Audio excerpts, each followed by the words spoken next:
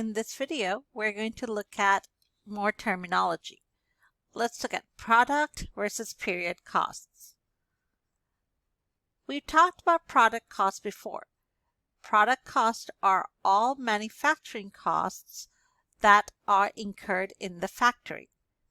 So again, all manufacturing costs are product costs. We talked about direct materials, direct labor, and overhead being the three types of product costs. Product costs are capitalized by the company. When we say capitalized, that means these costs are treated as inventory. The inventory could be in the terms of work in process if it's unfinished goods, or finished goods inventory if they are completed goods.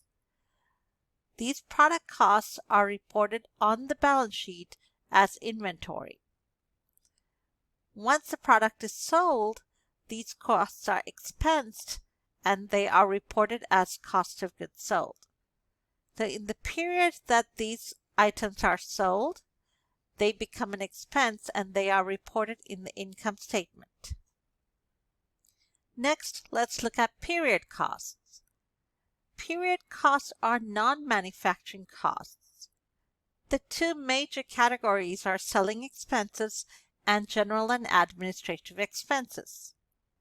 Examples of selling expenses include advertising, delivery, salesperson salaries, commissions, travel expenses, and so on.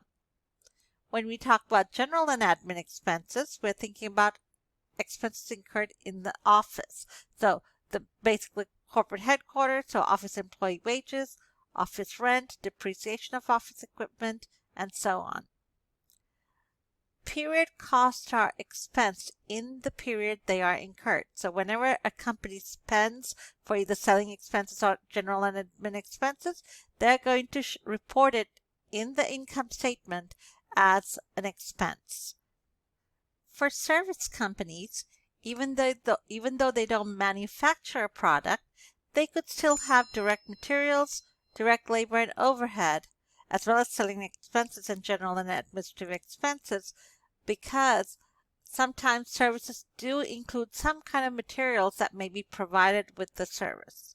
So these categories can still apply to service companies as well. The only difference is that for service companies, direct material, direct labor, and overhead costs are not included in inventory because service companies don't have inventory. These are used when they are delivering the service, so all these will be expensed in the same period as providing the service. That's it for this video.